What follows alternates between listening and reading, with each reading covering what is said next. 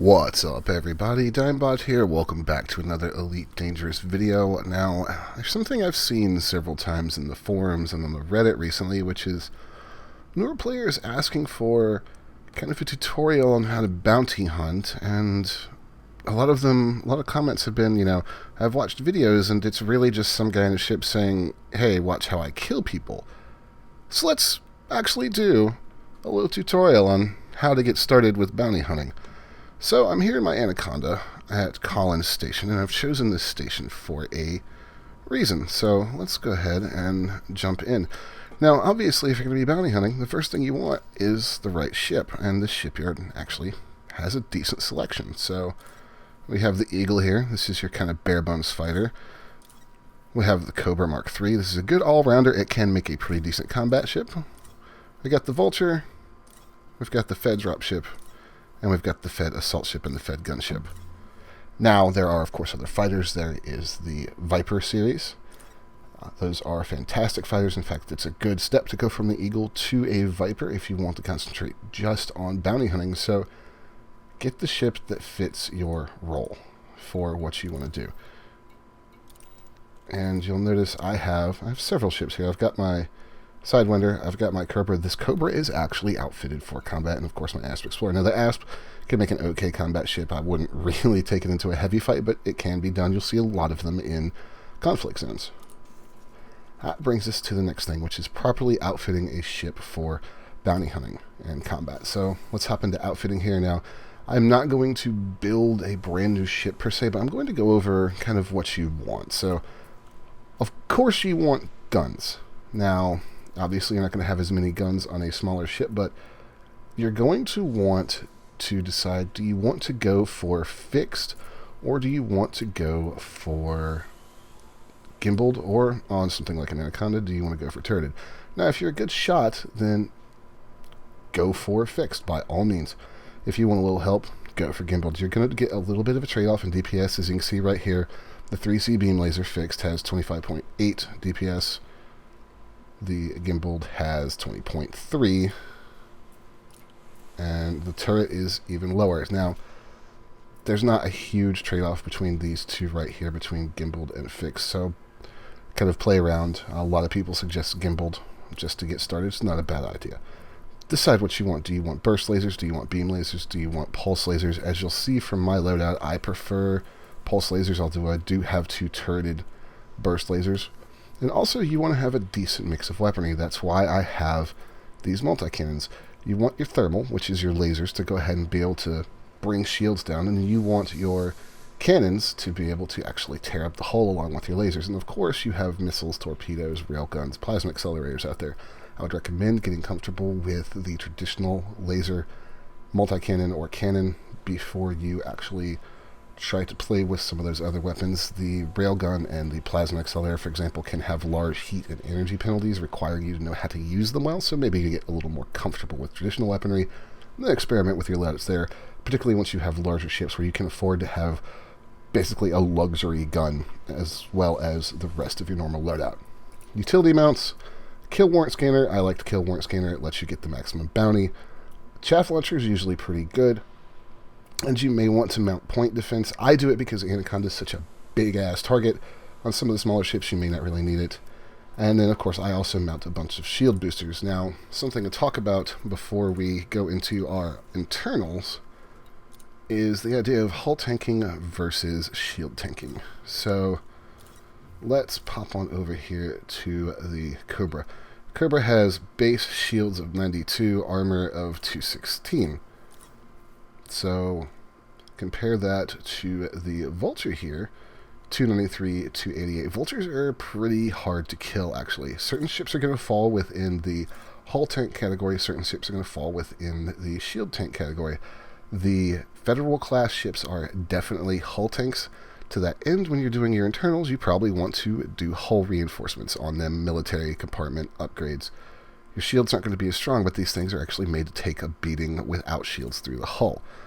Some of your other fighters, like the Viper, that's going to be, well, a kind of a glass cannon anyways, but definitely not a hull tank. So know what you're buying, know what your ship is good at tanking, and outfit accordingly. That will maximize your survivability.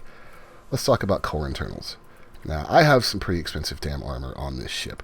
I would not really worry about messing with this until you have the money to actually go ahead and make it worth your while, because armor can add a lot of mass. This reactive surface composite adds 60 tons to the Anaconda. It does give a massive hull boost, but armor has its downsides. I have less thermal resistance because of this.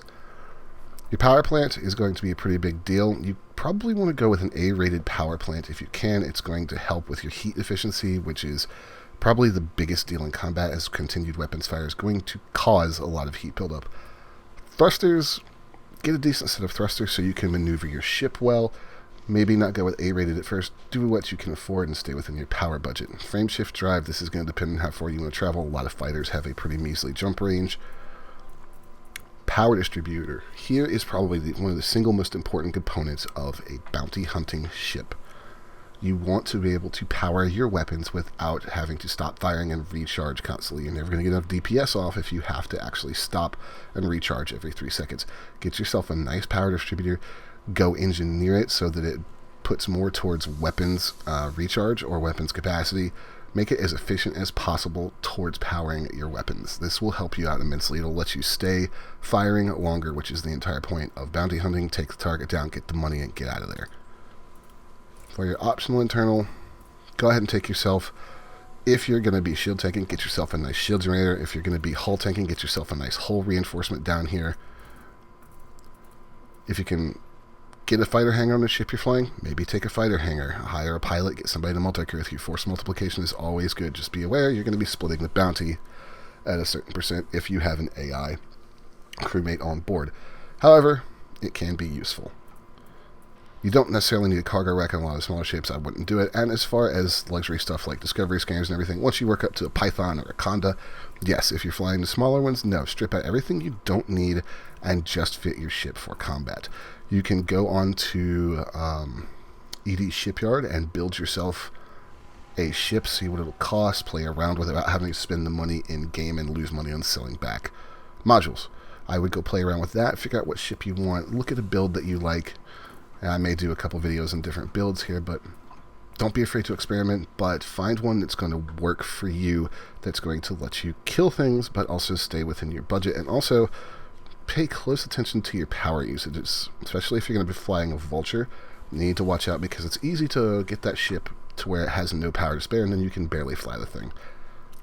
So those are kind of the basics of how to fit a ship for bounty hunting. Now, what do we actually do to go bounty hunting? Well, I can definitely show you guys that, so let's go ahead and get into space and talk about that.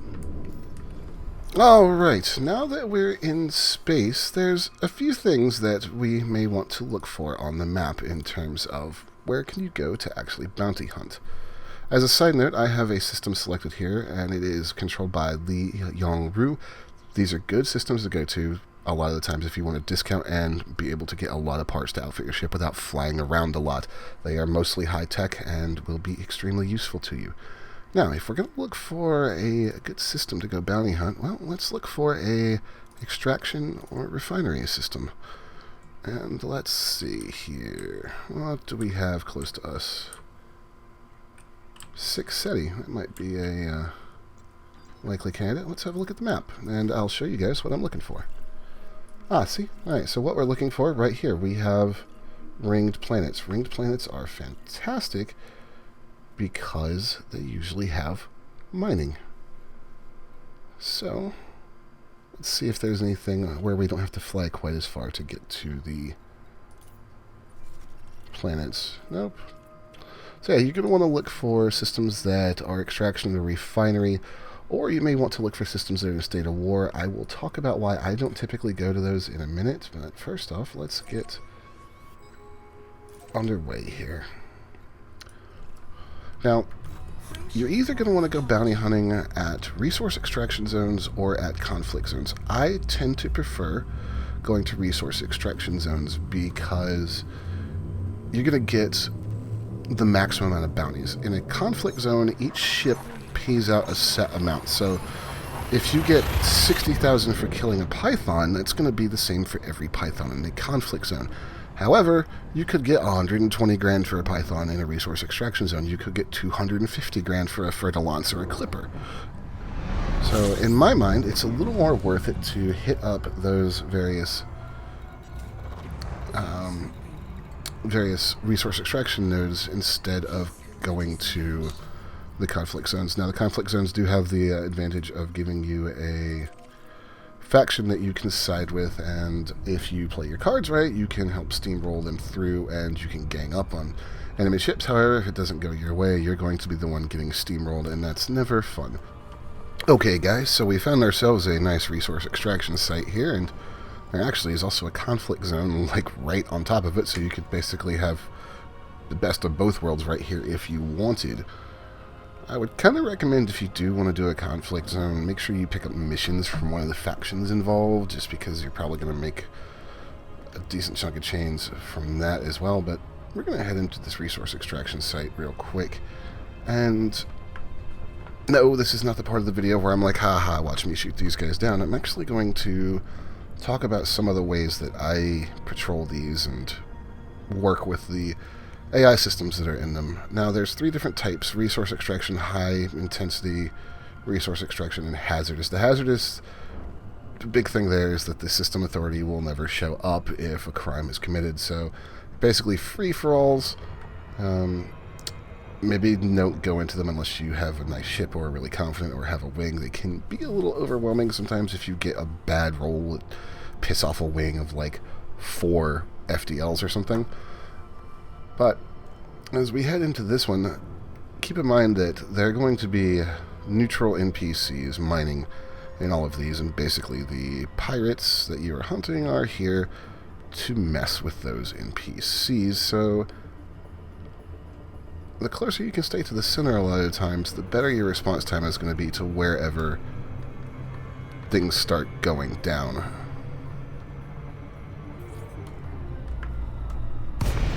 Alright, let's go ahead and deploy our weapons and have a look around. Now you see we're right here near the center of the resource extraction site. We've got a fair amount of targets showing up on the radar. One of the things you want to do is kind of look around and get an idea of what ships are here and what ships maybe don't belong here. Like, people mine an asp, so the asp should be fine. He's probably going to be clean. This guy probably doesn't belong here. Fer-de-Lance's gunships, assault ships, clippers, not the kind of thing you really expect to see, and I guarantee you this guy is wanted. He is. So we can go ahead and scan him with our kill warrant scanner right here.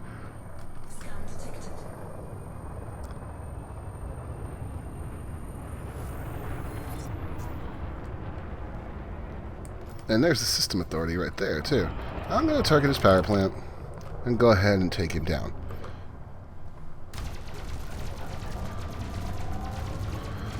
And always be keeping an eye on as you flip through your targets in the extraction sites for ships that just don't belong here. Primarily combat vessels.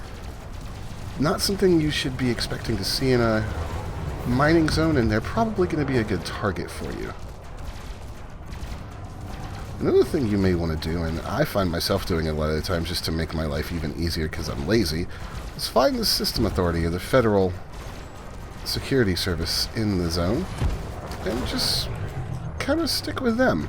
They'll help you pound on NPCs and maybe even take some fire for you. Just make sure you get some shots in so you get credit for the bounty. This is going to do it for this guy. 307 grand, not bad. So again, let's take a look at what's flying around out here.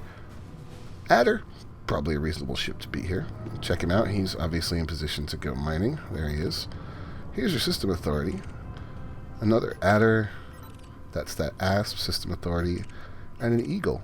So what I'll do a lot of times is I'll kind of fall in line with wherever the system authority happens to be and just cruise with them.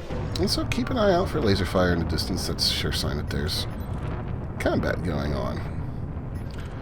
And continue to patrol, kill, and make your money. That's really it, guys. Just once you're actually in the zones, keep an eye out for those ships that just, they don't belong there. Go check them out. Make money. Also keep an eye on your comms. You'll notice that that guy said, let me see what you have. There's nothing worth my while here. After a while, you'll get used to the type of messages that pirates send you when they're scanning you, even if you're not looking directly at them. And then you'll have their name, so you can flip over right here and find them and lock them up. Here we go. Line, Federal gunship. Again, ship that probably doesn't belong here. Let's have a look at him. No, see? You need to always check, because this guy is actually clean and he's mining. I don't know that I'd go mining in a gunship, but more power to that NPC. Guys, that's really the basics of getting ready for bounty hunting. So, that's probably going to do it for me for the day. If you have any questions, feel free to put them in the comments below. I always try to answer all my comments, especially for something like this. If you enjoyed the video, if you found it helpful, like, subscribe, maybe go check out my Patreon. My name has been Dimebot. See y'all next time.